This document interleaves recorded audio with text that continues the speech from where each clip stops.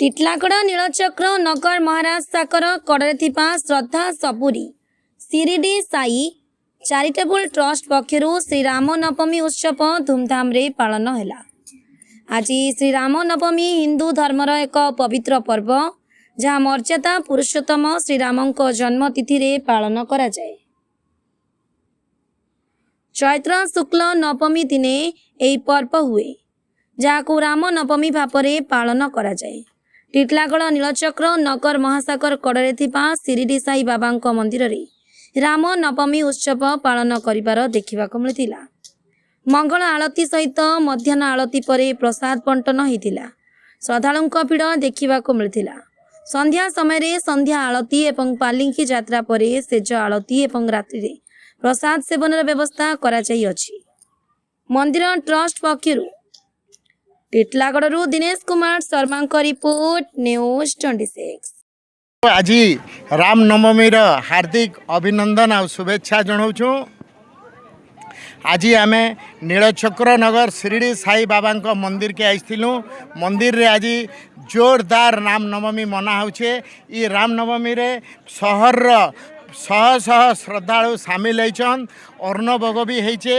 सबु श्रद्धालु अन्न भोग पाइकरी समस्ते प्रसन्न होउछन एवं आगामी दिन रे प्रभु पाखरे बाबा साई बाबा पाखरे प्रभु रामचंद्र पाखरे आमर प्रार्थना ये अनुष्ठान आउरी केंती उत्तरोत्तर उन्नति हो, आउरी राम नवमी केंती आडंबर सहित पालन हो, एतकी ही राम प्रभु पाखरे आमर प्रार्थना।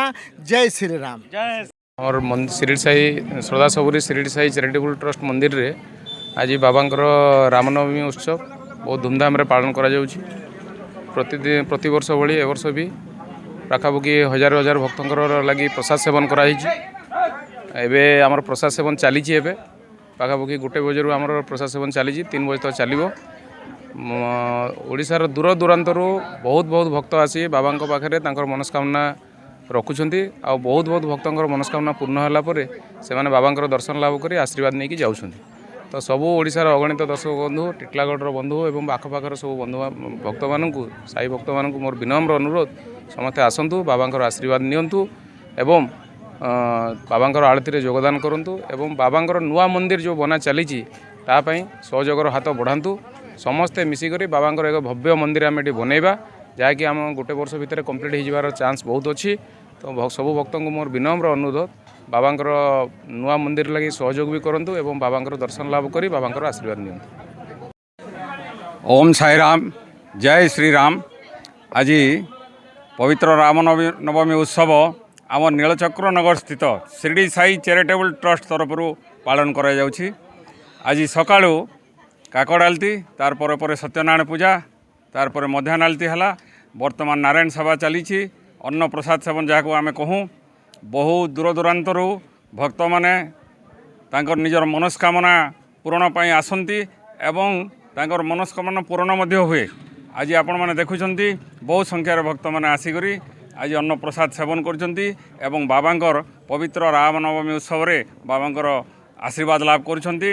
आमर तार पर संध्या आलती हेबो एवं तार पर पालिंकी बाबांकर पालिंकी यात्रा हेबो मंदिर परिसर रे हेबो एवं तापर से जालती हेबो एवं आजिर कार्यक्रम समापन हेबो।